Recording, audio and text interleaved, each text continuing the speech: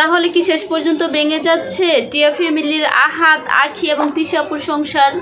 আসলে ভিডিও জগৎ যতটা সহজ, বাস্তব জীবনটা কিন্তু এতটা সহজ না। আমার প্রথম থেকেই কেন জানি একটা সন্দেহ লাগতো যে এদের ফ্যামিলিটা কি আদৌ এতটা সুখী। এরা ভিডিও জগতে যেমনভাবে আসে, যেমনভাবে দেখায়, একজন আরেকজনের সাথে গলায় গলায় বাপ, দুজন একদম একজন আরেকজনকে ছাড়া বাঁচে না। আসলে বাস্তব জীবনটা কি এতই সহজ? যেখানে একজন বোনই একজন বোনের সাথে থাকতে পারে না মিলেমিশে, সেখানে দুজন সতীন এত মিলেমিশে আছে।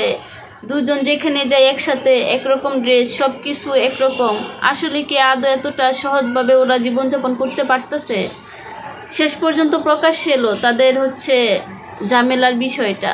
আহাদ ভাইয়া দেখলাম একটা পোস্ট দিয়েছে, বিশাল বড় একটা পোস্ট। সেখানে লিখেছে তিশা আপু আহাদ ভাইয়াকে যেরকমভাবে ভালোবাসে, যেরকমভাবে সাপোর্ট করে, যেরকমভাবে সবসময় পাশে থাকে, আখি আপু নাকি থাকে না। বিপদ দেখে নাকি আখি আপু চলে গেছে আহাদ ভাইয়াকে রেখে, আখি আপুর বাচ্চাকে নিয়ে।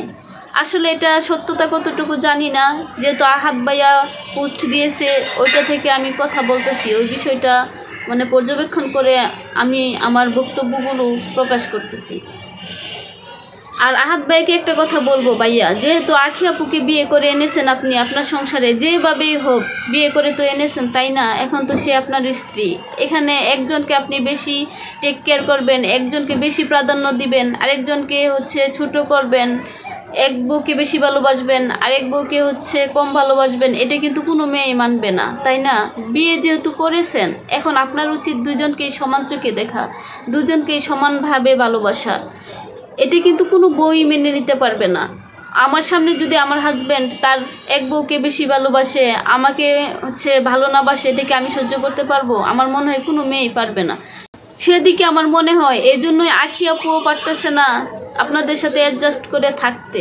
তিশা আপুকে আপনি সবসময় দেখি ভিডিওতে বেশি ভালোবাসেন, তিশা আপুকে বেশি সাপোর্ট করেন, সবসময় আপুর পাশে থাকেন।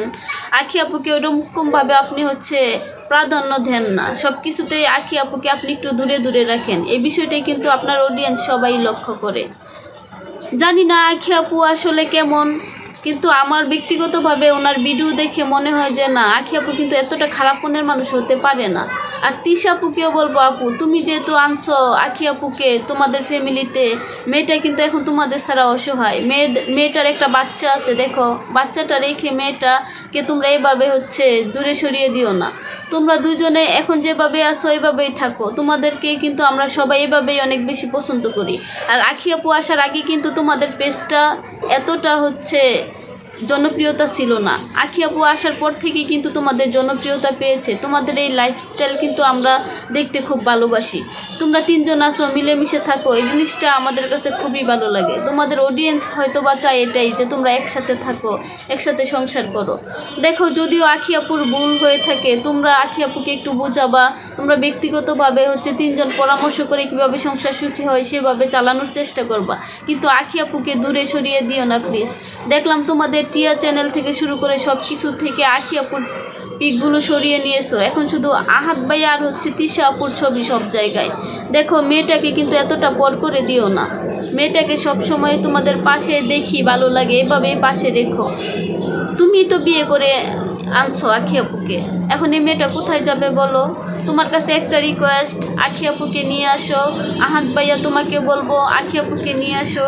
তোমরা তোমাদের যে পোস্টটা দিয়েছো ওই পোস্টের নিচে কমেন্টসগুলো একটু চেক করবা, একটু পরে দেখবা। সবাই কিন্তু চায় যে তোমরা মিলেমিশে একসাথে থাকো, তোমাদের ফ্যামিলিটা ঠিক আগের মতো হোক। আখি আপুর দোষ ত্রুটি সবগুলো ক্ষমা করে দিয়ে আখি আপুকে আবার তোমাদের সংসারে নিয়ে আসো।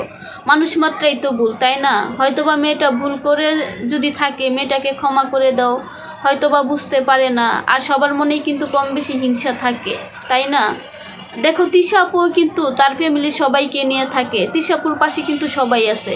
অথচ আখি আপু সে কিন্তু একা, তার পাশে কিন্তু তার ফ্যামিলির কেউ নেই, তার সংসারে সাপোর্ট দেওয়ার মতো তার পাশে কেউ নেই। তিশা আপুর পাশে কিন্তু সবাই আছে। আমি কাউকেই খারাপ বলবো না, ব্যক্তিগত দিক থেকে আমার মনে হয় সবাই অনেক ভালো। যাই হোক, অবশেষে একটা কথাই বলবো যে অন্তত বাচ্চাটাকে এতিম করবা না, বাচ্চাটাকে তার ফ্যামিলি থেকে আলাদা করবা না। যদি মায়ের কাছে থাকে তাহলে বাবার ভালোবাসা থেকে বঞ্চিত হবে, যদি বাবার কাছে থাকে তাহলে মায়ের ভালোবাসা থেকে বঞ্চিত হবে। একটা শিশুর দিকে তাকিয়ে অন্তত তোমাদের সংসারটা আগের মতো ঠিক করে নাও, আখি আপুকে নিয়ে আসো তোমাদের ফ্যামিলিতে। তো আমার কথায় যদি কোনো ভুল ত্রুটি থেকে থাকে সবাই ক্ষমার দৃষ্টিতে দেখবা। আমি আমার ব্যক্তিগত মতামতগুলো শুধু প্রকাশ করছি। তো সবাই ভালো থাকবেন, সুস্থ থাকবেন, দেখা হবে আবার নতুন কোনো ভিডিওতে। আল্লাহ হাফেজ।